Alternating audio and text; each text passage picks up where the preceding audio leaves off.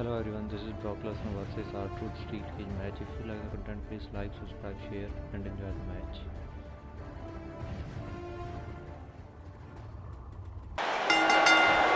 And there's the bell, and here we go.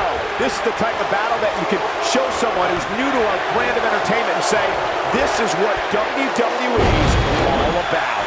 And I can't help but wonder how the champ's game plan differs. Impactful slam! But he's got to capitalize now. Brock Lesnar's just getting overwhelmed. Clothesline! Boom, what impact! Oh, lie detector! Hey, Byron, what's up? I'm not sure how much he has left. He'd be smart to stay put there.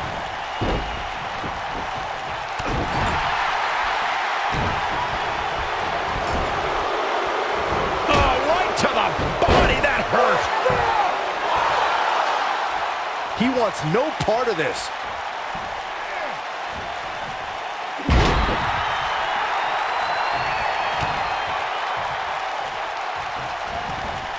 I think it goes without saying, but Byron, the key for any Brock Lesnar opponent is to avoid a trip to Suplex City. Yeah, that's easier said than done, Michael.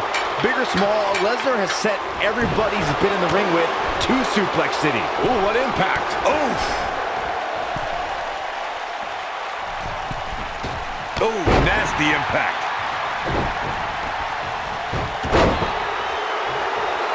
He's fighting back here. I expected nothing less, Cole. Byron brings up a good point about Suplex City. Lesnar has been able to suplex superstars of all sizes, including the massive Big Show. You're absolutely right, Cole. Nobody's immune to Suplex City.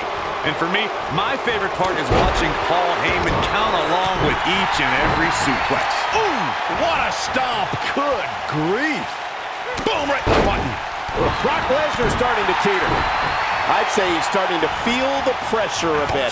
Yeah, I'm sure he saw things going differently for him here tonight, but that clearly isn't the case, unfortunately for him. Boom! Drop down, leapfrog. This might be it. Oh, my. Can he finish the job? There it is. Now the question is, can rtruth finish?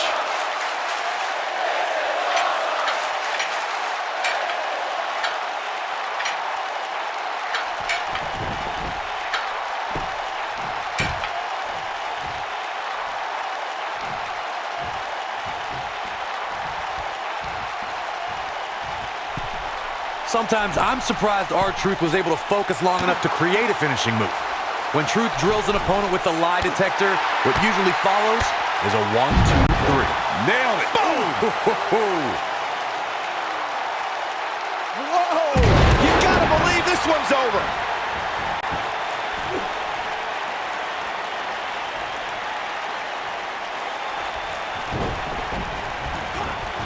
Corey, I'd be careful about how you speak rtruth. Uh-oh. Batten down the hatches.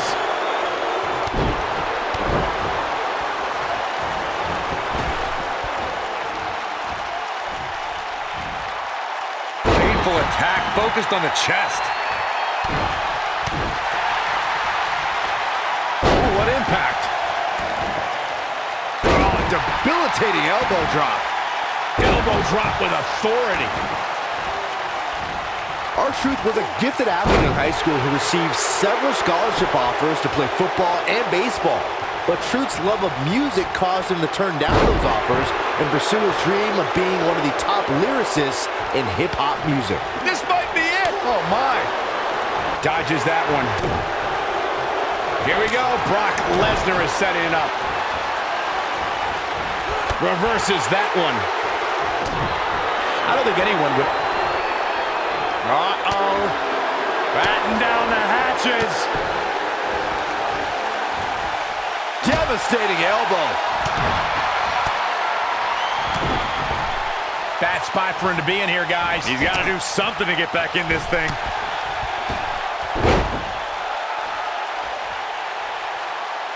rtruth has him in his sights. If he sticks this, he is done. The WWE Universe has seen the evolution of the steel cage in the enclosure known today as Hell in a Cell. The first time. Uh-oh. Batten down the hatches.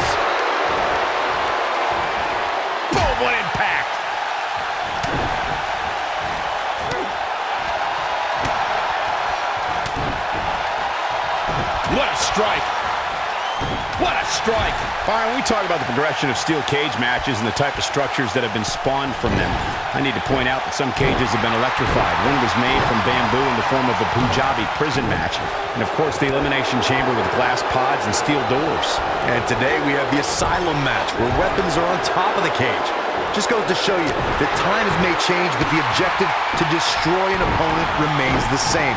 There's still no better way to settle a score than to do battle with your adversary inside a steel cage. Slam down hard. We talk about how important stipulations are in a steel cage match. If superstars sign a contract where the only way to win is escape the cage and have both your feet touch the floor, the competitors must have a plan. Especially since you have to be comfortable trying to escape through the cage door as you do climbing over the top of the cage and vice versa. Earth-shaking power slam. Oh, man! What a nasty STO. Corey, you touched on something moments ago that's so important for the combatants in a steel cage match to remember. A superstar must be able to think offensively to figure out how they're going to escape the cage. They must think defensively at the same time so they can prevent their opponent from getting out of the cage first and winning the match. Well, a superstar must become comfortable with escaping the cage by both exiting the cage door and by climbing over the top of the cage, and must also be aware of their attributes and what's best for them. Let's just say if you're a giant like The Big Show, The Undertaker, Kane, or even Braun Strowman, it's preferred to exit through the cage door. The best way to describe combatants clashing inside a steel cage is its battle of attrition. Sometimes a superstar is left with no choice but to fight fire with fire and do whatever they need to do in order to win the match. And sometimes it comes down to a superstar doing whatever they need to do in order to survive. When Brock is feeling it, good luck to you. And again! Great way to wear down your opponent. Byron, you touched on this earlier, but it's so important for a superstar to accept that there's nowhere to run and nowhere to hide in a steel cage match. That the conflict will be resolved within the 15-foot-high steel walls that surround the ring, and that losing a cage match can mean much more than a mark in the loss column. For some, it has meant the end of their career. It's difficult to describe the damage that can be done to a superstar who competes in a steel cage match. We see the physical harm, but we don't see the psychological effects from being inside the cage. Make no mistake about it, Michael, the steel cage truly represents survival of the fittest. The rivalry between Ultimate Warrior and Ravishing Rick Rude began during the Super Pose Down at the 1989 Royal Rumble. Here we go. This one is over. Corey, the WWE Championship match between the Ultimate Warrior and Ravishing. Here comes. Oh, lie detector. Hey, Byron, what's up? That should do it. Our truth is speaking truth to power right now. Clothesline. Oh. And again. Great way to wear down your opponent. Back suplex. Ooh. Nailed it. Oh, nasty impact. What a stomp. Good grief. German. Oof. Shoulders on the mat. Referee barely had time to begin a count there. He's not giving up that easy. He's in trouble. What the F5? Bang! That's how you put an extra. His shoulders are down, and only a 1 count. Yeah, he's not done yet. While I personally think R-Truth is one of the worst rappers in the history of music, his offense in the ring is no joke. An opponent has to be ready for Truth to try and land his high-speed offense as soon as the bell rings. Harsh impact. Oh boy, he is rolling. Oh boy. Setting up for a powerbomb. Not done yet. Holding on. Not again. A third time. One of the things. Another powerbomb. If that doesn't end it, I don't know what will.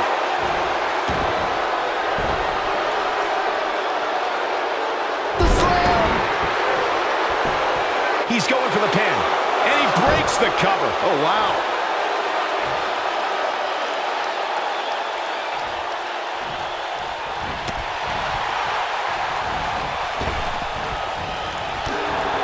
According to historians, the twisted metal that we see as part of steel cages today dates back 80 years.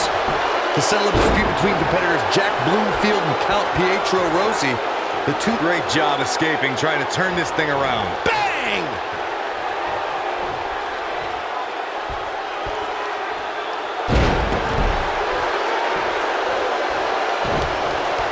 Beautiful technique. Corey, you gave us an impressive history of the origins of the steel cage match. I'd like to point out to our viewers that from the 1960s through the mid-1980s, chain link fences were used to enclose the ring for WWE steel cage matches.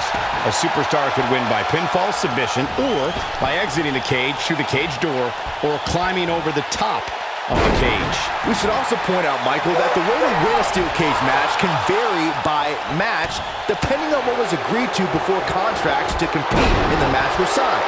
Talking about history, at WrestleMania 2, WWE unveiled the redesigned steel cage with solid steel blue bars before returning to chain link mesh in the late 1990s. Here it comes, Michael. Oh, that's what's up. That's what he was looking for, Michael. Brock Lesnar is in a real bad spot here. Before 2000. Here it comes, Michael. Oh, that's what's up. Wow, I gotta say that I'm in shock. I really thought Lesnar would look better here tonight. Even more amazing this time around, Cole. R-Truth is speaking truth to power right now. When this guy's on, look out. Oh, man, right across the chest. Some more mind games. Ooh, kick to the face. Oh, nasty impact.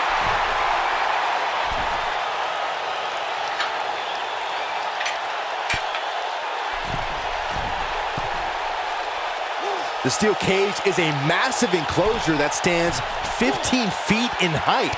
For almost 35 years, a select group of high flyers have taken their aerial assaults to greater heights. And when I say that, I mean superstars climb to the top of the steel cage, the real high-rent district, and dive off onto their opponent. And that all started with one man in October of 1983, Jimmy Superfly Snuka. To your point earlier, Byron, we've definitely seen some unbelievable attacks be launched from the top of the steel cage. And you mentioned the most iconic, the steel cage match for the Intercontinental Championship that saw Jimmy Superfly Snuka clash against bitter rival, the magnificent Morocco. There's no denying that Superfly set the bar. You look over the years to people like Jeff and Matt Hardy, Eddie Guerrero, Kurt Angle, and Chris Jericho. They continued to push the envelope and execute unbelievable attacks from the top of the cage. And watch Rikishi take flight off the top of the steel cage. Wow, there's a certain feeling that comes over the combatants in a steel cage match once they hear the door close and see the official lock it. A superstar must... Here it comes, Michael. Oh, that's what's up. That's how you put an exclamation point on the end of a match, guys. The great ones. He's fighting back here. I expected nothing less, Cole. He's making a statement here with this attack. It might be cliche, but it's true here. It ain't over till it's over. When Brock is feeling it, good luck to you. Great job escaping, trying to turn this thing around. Harsh impact. Boom! Facebuster. This one's over, guys. Let's check this out again, Corey. So effective, Cole. Boom! Running STO plants him. Nicely done. What a stomp. Good grief. Ooh! Oh, the reversal by Brock Lesnar. Oh, the reversal by R-Truth. Whoa. A facebuster. Man, that was vicious. He's got it. Let's see it once more. Yeah, this match is all but over. A kick out, and he almost had him. Wow, if you want to beat Brock Lesnar, you've got to finish him because he's never going to say die. The WWE Universe has seen the evolution of the steel cage in the enclosure known today as Hell in a Cell. The first time an enclosed cage was seen was in October of 1983. Ooh, what impact. Wow, I gotta say that I'm in shock. I really thought Lesnar would look better here tonight. That's worth another look. Yeah, I want to see that again. He's teetering on the edge here. Oh boy, he is rolling. Oh, what a right! Man, that's some attitude behind it. Byron, when we talk about the progression of steel cage matches and the type of structures that have been spawned from them, I need to point out that some cages have been electrified. One was made from bamboo in the form of a Punjabi prison match. And of course, the elimination chamber with glass pods and steel doors. And today we have the Asylum match, where weapons are on top of the cage. Just goes to show you that times may change, but the objective to destroy an opponent remains the same.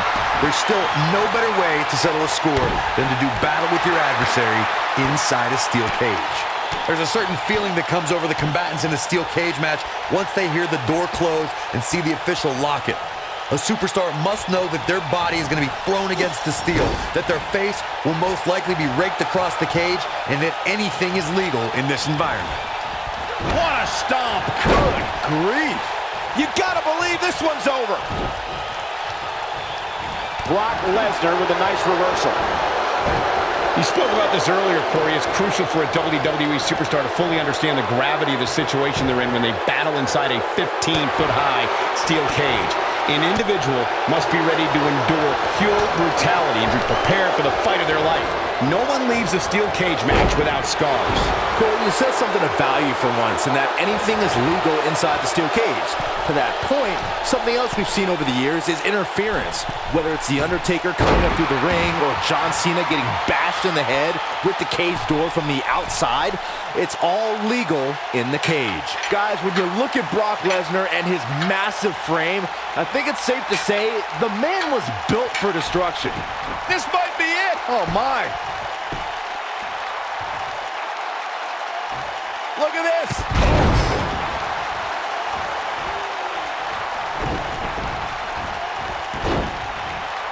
Nailed it. Lesnar truly is built for destruction, as Byron stated. And I'm not just talking about here in WWE. You can place Lesnar anywhere, and you can bet he'll make his presence felt. Yeah. WWE, MMA, professional football, it doesn't matter. If Lesnar's present, he's gonna hurt somebody.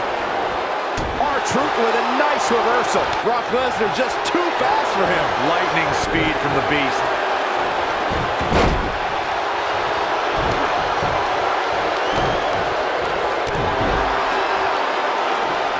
The rivalry between Ultimate Warrior and Ravishing Rick Rude began during the Super Pose Down at the 1989 Royal Rumble. Then it progressed to where both superstars battled over the Intercontinental Championship.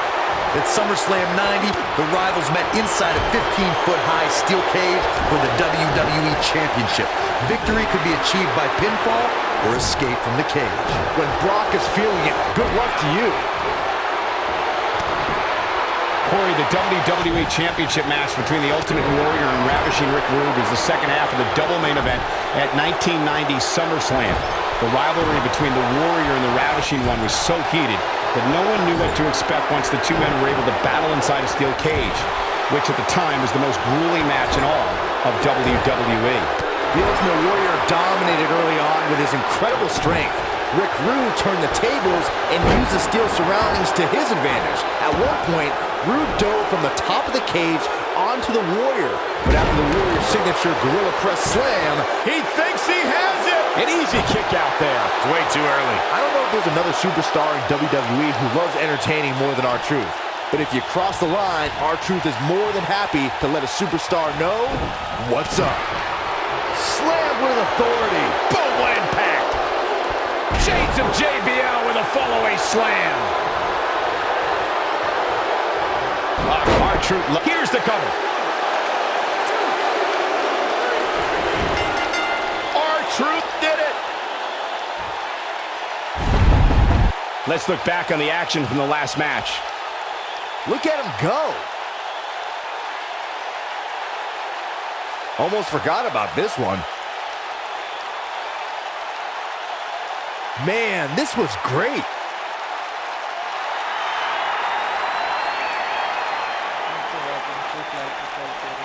Put it in the books. And